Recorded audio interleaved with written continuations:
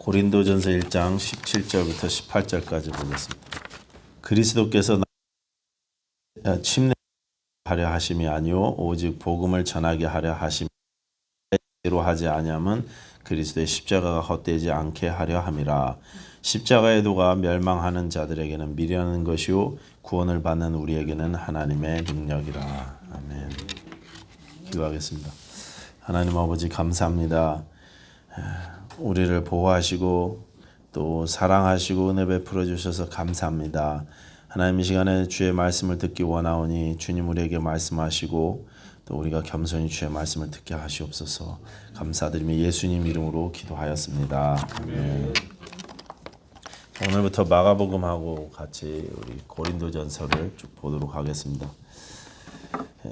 오늘 이제 고린도전서 서론적인 말씀을 좀 드리도록 하겠습니다. 이 고린도전서 또 고린도후서는 사도 바울이 쓴 거죠. 사도 바울이 고린도 교회에 보낸 편지였습니다. 사도 바울은 고린도 교회를 직접 개척하셨는데 2차 전도 여행 때 개척하셨습니다. 그리고 그곳에서 다른 교회들과는 다르게 굉장히 오래 계셨어요. 보통 2개월, 3개월 만에 이렇게 떠나셨는데 이곳에서는 1년 반 계셨습니다. 1년 반 뒤에 이제 바울이 그 지역을 떠나서 예루살렘에 들렀다가 다시 처음 파송교회인 안디옥으로 돌아가셨습니다. 그렇게 2차 전도행이 끝이 납니다. 1차와 2차 전도행은 합쳐서 총 5년 가까이 기간이 소요됐습니다. 그리고 이제 다시 3차 전도행을 시작하게 되는데 3차 전도행의 중심지는 에베소였습니다. 바울은 에베소에서는 무려 3년 가까이 머물면서 사역을 감당했습니다. 그 기간 동안에 에베소의 회당에서 3개월, 또 두란노 서원에서 2년 끊임없이 복음을 전하고 말씀을 강론하게 됩니다. 그런데 이렇게 에베소에서 열심히 사역하는 동안 고린도 교회에서 바울에게 편지가 왔어요. 지금 고린도 교회에 문제가 생겼는데 특별히 교회 안에 성적인 부도덕의 문제가 생겼다고 이걸 어떻게 처리하는 것이 좋을지 구체적으로 묻는 질문 편지가 에베소에 있는 사도에게 이렇게 교회에서 온 것입니다. 그에 대한 대답을 사도가 이제 답장을 쓰게 됐는데 그게 고린도 교회에 보낸 1차 편지였습니다. 이 1차 편지에서 사도 바울은 성적인 부도덕을 그냥 넘어가지 말고 엄하게 다루어야 된다 하는 내용을 써서 보냈습니다. 이렇게 편지는 보내놓고 다시 열심히 두란노 서원에서 강의를 하며 하루하루를 바쁘게 지내고 있는데 다시 또 고린도 교회에서 두 번째 질문 편지가 도착하게 됩니다. 이 공식적인 두 번째 편지는 스데바나, 브드나도, 아가이고 이 세 사람을 통해서 바울에게 전달되었습니다. 16장 17절에 보시면 이분들 이름이 쭉 등장하고 있어요. 이 공식적인 두 번째 질문 편지에는 교회에 사실 전에 말씀드린 것처럼 성적인 부도덕 문제만 있는 게 아니라 다른 문제들도 많다는 그런 이야기가 있었습니다. 리더십의 문제, 우상 제물에 관한 문제, 영적 은사의 문제, 교회 질서에 관한 문제, 헌금에 대한 행정적인 문제, 뭐 이런 일들이 어떻게 풀 것인지 사도 바울에게 묻는 편지가 두 번째로 도착하게 된 것입니다. 거기다 고린도 교회에서 이렇게 공식적으로 들은 것 말고 1장 11절 보시면 글로에라는 사람의 가족도 사도 바울에게 개인적으로 연락해서 사도님 그 문제만 있는 게 아니에요. 지금 우리 교회는 많은 문제가 있습니다 하면서 교회의 문제를 알려주었습니다. 그런데 그들이 알려준 소식에 의하면 교회 안에 분쟁이 있다는 것입니다. 교회가 파벌이 나누어졌고 교인들이 서로 세상 법원에다 고소하고 고발하는 일들이 교회 안에 있다는 거죠. 교회 분위기가 뒤숭숭하다 보니까 심지어 성만찬을 하겠다고 모인 그 자리에서도 서로 엎치락뒤치락 투닥투닥 다투더라는 것입니다. 서로 상처를 주고 정말 이게 교회의 모습이 맞는가 싶을 정도로 여러 가지 많은 문제가 있던 교회가 고린도 교회였던 것입니다. 자, 그래서 이런 문제들에 대해서 하나하나 대답을 하게 되는데 그것이 바로 고린도 전서인 것입니다. 그러니까 고린도 전서는요, 첫 번째는 이제 엄히 경고하는 편지였고 두 번째 편지가 고린도 전서인 것입니다. 첫 번째 편지는 지금 우리가 갖고 있지 않습니다. 두 번째 편지가 우리에게 남겨져서 성경으로 우리가 받고 있습니다. 고린도 후서는 네 번째 편지입니다. 그러니까 첫 번째, 세 번째 편지는 없어졌고 두 번째, 네 번째 편지가 지금까지 우리에게 남아 있는 것입니다. 자, 오늘부터 보게 될 이 고린도 전서는 이렇게 이 교회에서 질문해 온 주제에 대해서 하나씩 답을 다는 내용이기 때문에 내용이 논문처럼 이렇게 쭉 이어지지 않고 이렇게 딱딱 주제별로 끊어져 있습니다. 사도 바울이 에베소, 두란노 서원에서 계속 강의를 하면서 남는 시간에 조금씩 계속 답을 달았기 때문에 자연스럽게 문단이 이어지지 않고 주제별로 이렇게 구성되어져 있다는 사실을 염두에 두시고 그리고 그런 상태에서 이 서신서를 읽어야 할 것입니다. 여러분, 이 1세기 교회, 1세기 고린도 교회의 문제는 오늘날 현대 교회 안에서도 그대로 나타나고 있습니다. 교회 안에 분쟁과 갈등들, 또 영적인 혼란들 여전히 굉장히 많습니다. 고린도 교회 안에 있었던 많은 문제들이 지금 우리들 교회 안에도 있다는 것입니다. 그렇기 때문에 이 영적 싸움들을 어떻게 싸워 나가야 할 것인가 하는 해답을 우리는 고린도 교회를 통해서 우리가 배울 수 있고 또 배워야만 하는 것입니다. 그래서 이 책은 사실 영적 전쟁의 책입니다. 영적 싸움의 필드 매뉴얼 같은 그런 책인 것입니다. 여러분, 우리가 신앙생활의 정의를 여러 가지로 표현하잖아요. 표현할 수 있는데 그 중에 대표적인 것 하나가 바로 영적 전쟁이라는 것입니다. 신앙생활을 영적 싸움이다 이렇게 정의를 내리는 것입니다. 그리고 우리가 신앙생활을 영적 전쟁이라고 표현할 때 꼭 알아야 될 것이 있는데 먼저 이 세 가지 꼭 알아야 될 것을 우리가 정리하고 시작하겠습니다. 첫 번째는 이 신앙생활의 영적 전쟁인데 전쟁은 전쟁인데 누구와의 전쟁이냐 하는 것입니다. 싸움은 싸움인데 누구하고 싸우는 것입니까? 누구하고 싸우는 거예요? 교회 안에서 우리 교회 그냥 내가 저 인간만 없으면 교회 생활 재밌을 텐데 저 사람만 없으면 우리 교회가 조용할 것 같은데 막 이런 생각 드는 분들이 혹시 있을지 모르겠습니다. 집안에서도 내가 좀 내 남편만 좀 바뀌면 내가 행복할 것 같고 내 자녀들만 좀 철이 들면 내가 행복할 것 같고 그렇죠. 직장에서는 우리 사장만 좀 정신 차리면 내가 제대로 될 것 같습니다. 그래서 그러다 보니까 교회 안에는 저 사람이 그냥 이명훈 목사가 내 대적이고 집안에서는 내 남편이 내 대적이고 회사에서는 사장님이 내 대적이고 우리가 그런 줄 알았는데 내 진짜 대적은 원수는 그런 사람들이 아니라 그런 사람들 뒤에서 역사하는 사탄 마귀라는 것입니다. 사탄 마귀와의 싸움인 것입니다. 우리의 대적은 사람이 아니라 악한 영들인 것입니다. 에베소서 6장 12절이죠. 우리의 씨름은 혈과 육을 상대하는 것이 아니요 통치자들과 권세들과 이 어둠의 세상 주관자들과 하늘에 있는 악의 영들을 상대함이니라 그렇게 말씀하셨어요.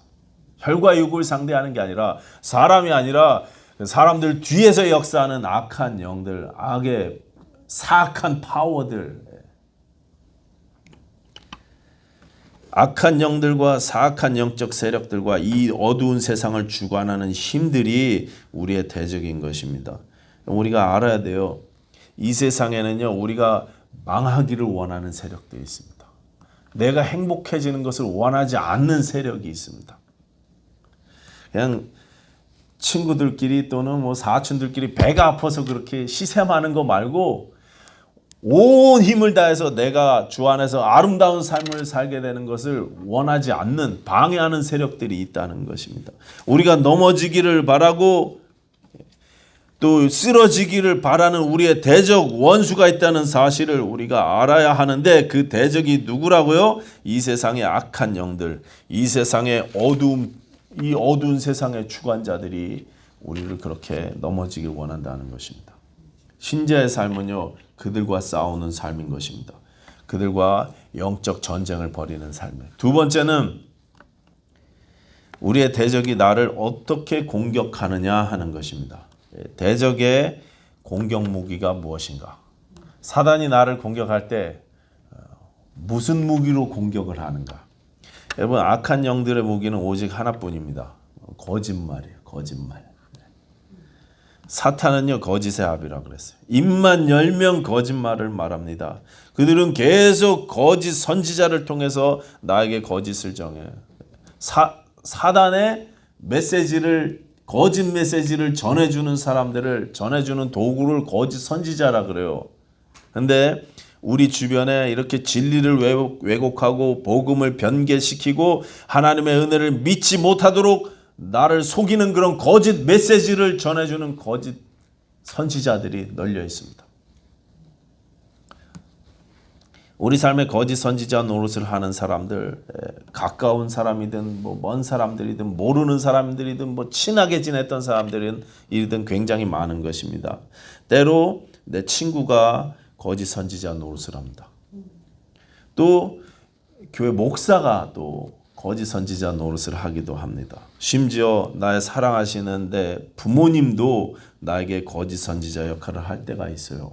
잘못된 메시지를 막 주잖아요. 그렇죠? 네가 뭘 하냐? 너까지 게 뭐 하냐? 이런 메시지를 막 주지 않습니까?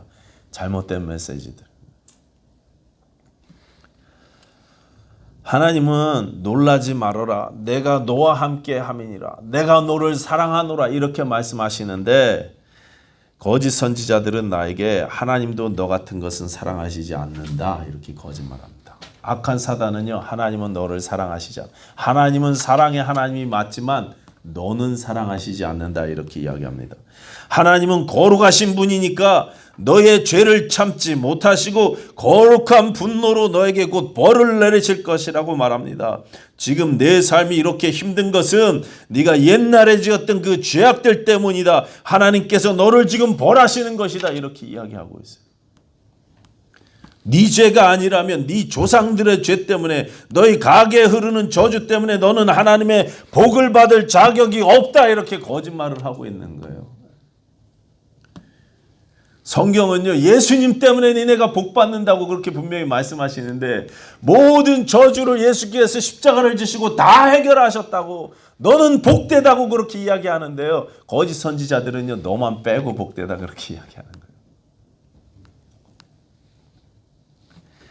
이렇게 살아서 뭐하냐고 내 삶에는 아무런 의미가 없다고 사단은 계속 내 귀에 거짓말로 이렇게 나를 넘어뜨립니다. 근데 우리의 문제가 뭡니까? 우리의 문제는요 그 거짓말을 그대로 받는다는 것입니다. 내가 마음에 받아요. 내 마음에 담아둡니다. 그리고 순간순간 내 입으로 이렇게 툭 그것을 나도 모르게 이렇게 내뱉습니다. 내 입으로 반복해서 따라합니다. 그게 우리의 문제예요. 여러분 우리 머릿속에 우리가 가진 이 머릿속의 생각이 다 하나님께로부터 온 생각이 아닙니다. 악한 영에게서 오는 거짓말들도 섞여 있는 것입니다.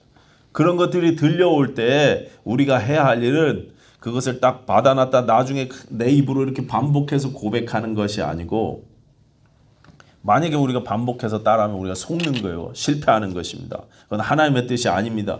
우리가 그렇게 당하는 거는 하나님께서 기뻐하시는 일이 아닙니다. 그런 거짓말들을 잘라버리는 게 우리가 해야 될 일이에요.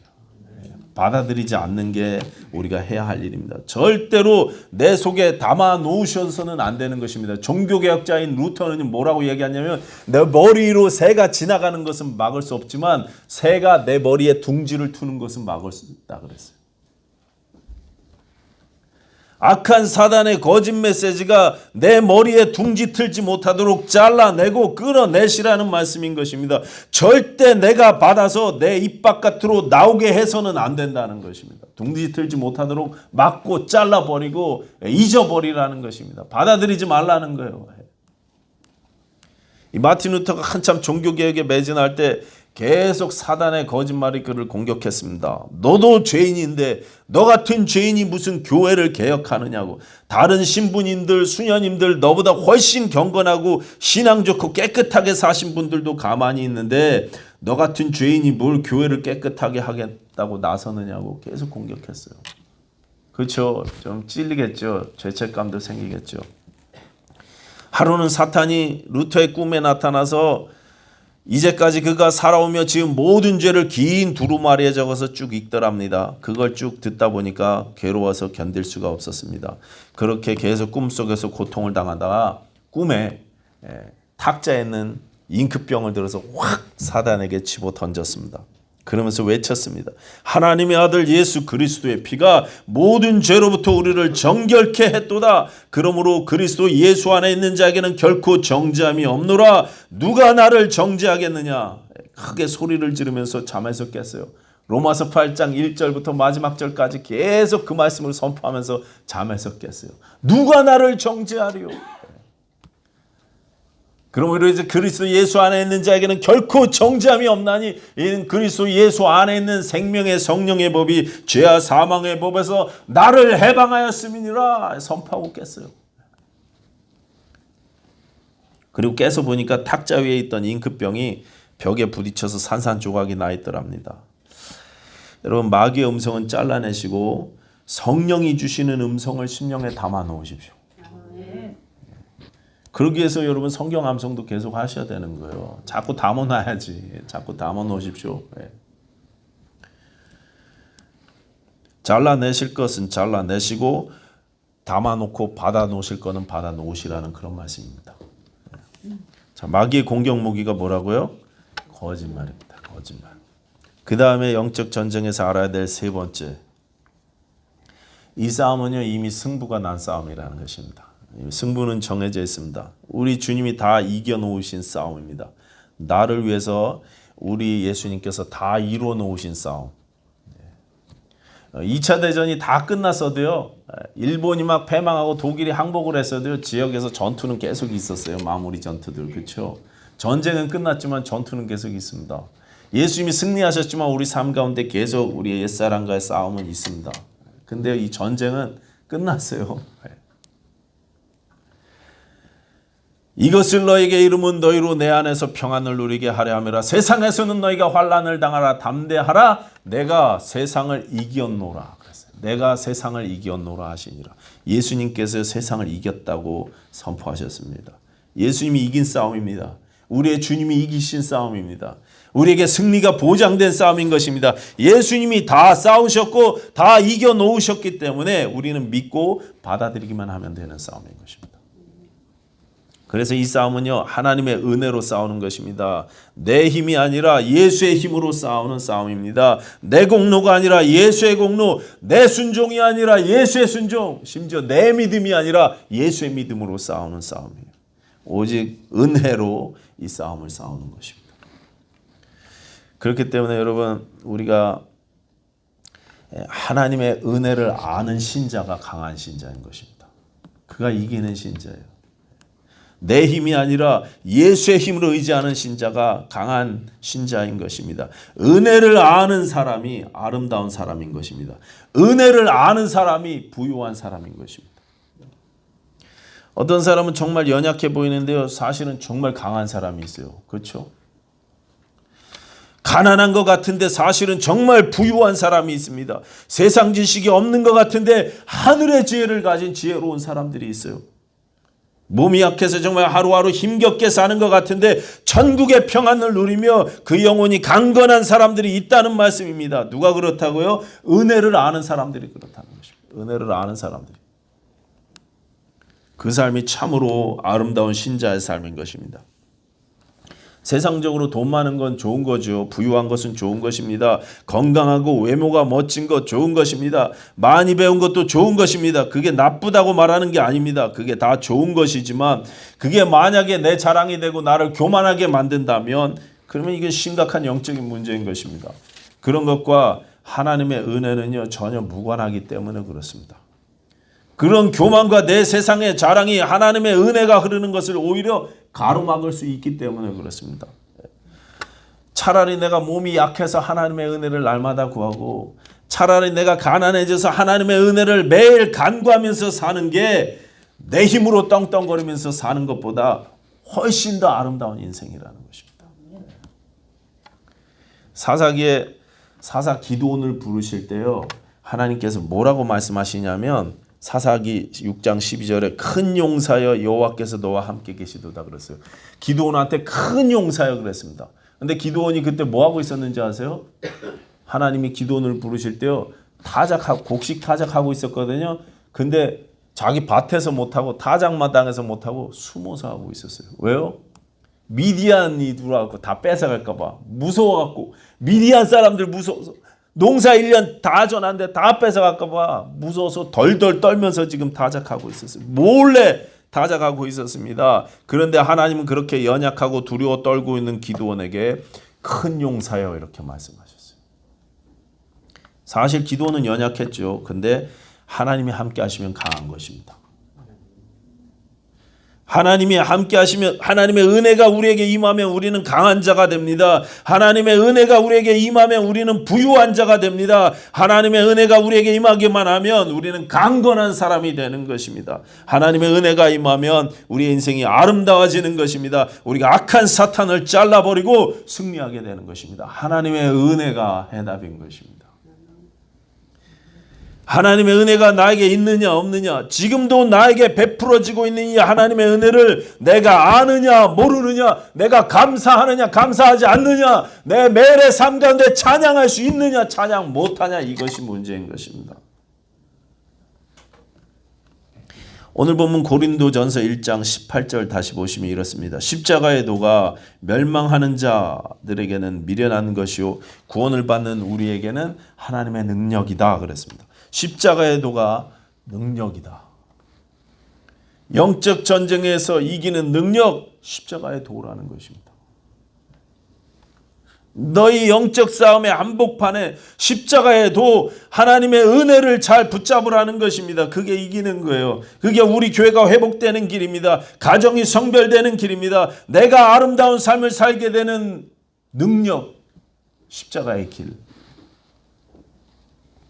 그렇다고 우리가 뭐 병원도 가지 말고 또 일도 하지 말라는 소리는 아니죠. 그 모든 일들보다 우선 하나님의 은혜를 간구하지 않은 것입니다. 하나님의 도우심을 구하라는 것입니다. 매달리라는 것입니다. 나 혼자 힘으로 능히 할 수 있다고 교만 떨지 말고, 나는 할 수 없으니 하나님 나를 불쌍히 여겨주시라고 무릎 꿇으라는 것입니다. 계속.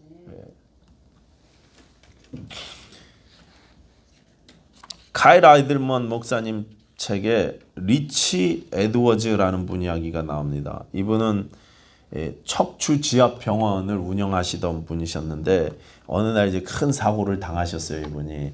그리고 나서 쓴 글인데요. 이렇게 쓰셨어요. 한번 들어보십시오. 인생이 순조롭게만 풀려갔다.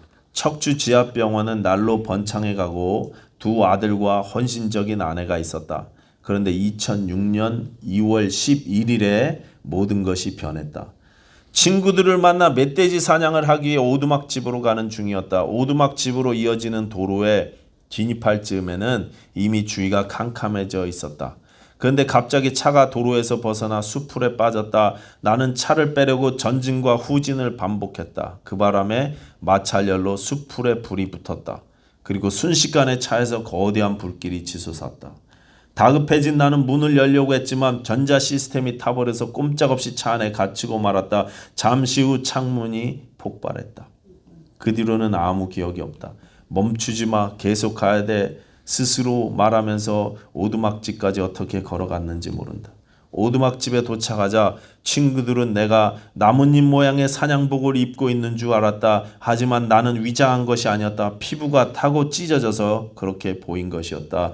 응급 후송 헬리콥터가 나를 화상 전문 병원으로 후송했다. 의사들은 얼굴은 회복시킬 수 없고 시력뿐 아니라 왼손의 기능마저도 잃을 가능성이 높다고 말했다. 잘 살다가 어느 날 취미생활하러 친구들하고 놀러 갔다가 이렇게 사고를 당한 것입니다. 이분은 원래 예수님은 믿으셨던 분인데요. 그냥 인생 재미로 즐기면서 적당히 믿던 분이셨어요. 하나님이 내 인생을 완전히 멈추게 하셨다. 나는 성공을 향해 바삐 달리고 있었다. 너무 바빠서 하나님을 생각할 겨를도 없었다. 내 마음의 보호자, 내가 바로 내 인생의 중심이었다. 이후 4년 만에 나는 손가락 7개를 절단해야만 했다. 남은 손가락도 가장 단순한 작업조차 할 수 없을 만큼 망가져 있었다. 그날 화재 속에서 내가 죽지 않은 것이 기적이라고 말하는 사람들이 많다. 맞는 말이다. 하지만 나는 사실 그 화재 속에서 죽었다. 실제로 죽었다. 내 옛사람은 죽고 새 사람이 살아났다. 이제 내 삶의 주인은 내가 아니다. 내 모든 것을 예수님 앞에 내려놓았다. 요즘도 나는 아내와 함께 하나님의 영광을 위해 쓰임받게 해달라고 날마다 기도한다. 미친 소리처럼 들릴지 모르겠지만 예수님을 모른 채로 건강하게 사는 것보다 고통과 장애를 통해서라도 예수님과 더욱 친밀한 관계를 얻는 것이 훨씬 낫다. 내 이름은 리치 에드워즈다. 나는 팬이 아니다. 제자다. 이렇게 썼습니다. 모든 것이 여러분 하나님의 은혜이니 하나님을 바라보는 삶, 십자가의 은혜를 구하는 삶, 이것이 영적 전쟁의 승리의 비결인 것입니다. 예수님은 한없이 연약한 모습으로 처절하게 십자가를 지셨습니다. 창조주이신 그분이 자기 땅에 오셔서 기꺼이 자기 목숨을 내려놓으셨습니다. 때리면 맞고 찌르면 찔리고 조롱하면 수욕을 당하시면서 이것이 십자가의 도였고 십자가의 길이었습니다. 그 길, 여러분 이 십자가의 도가 영적 전쟁의 승리 비결인 것입니다. 우리 인생의 모든 문제 해답, 하나님의 은혜, 십자가의 도. 앞으로 고린도전서는 계속 이 이야기를 하게 될 것입니다. 어떤 일이 있어도 예수님을 바라보시기 바랍니다. 하나님의 은혜를 구하십시다. 무릎으로 주께 나가시게 되기를 바랍니다. 주님이 먼저 가신 이 십자가의 길을 우리도 용감하게 따르게 되기를 바랍니다. 하나님의 은혜로 내가 죽고 내가 깨지고 그래서 내 안에 예수님이 드러나는 삶, 십자가의 길, 우리 21세기 침례교회 성도님들이 이 길 걸으시면서 능력 있는 삶 사시게 되기를 예수님 이름으로 부탁드리겠습니다. 하나님 아버지 감사합니다. 우리가 참으로 연약하지만 우리의 대장 되신 예수님을 따라 승리하게 하여 주시옵소서. 이기는 삶 살게 하여 주시옵소서. 우리에게 큰 믿음 허락하여 주시옵소서. 예수님 이름으로 기도하였습니다. 아멘.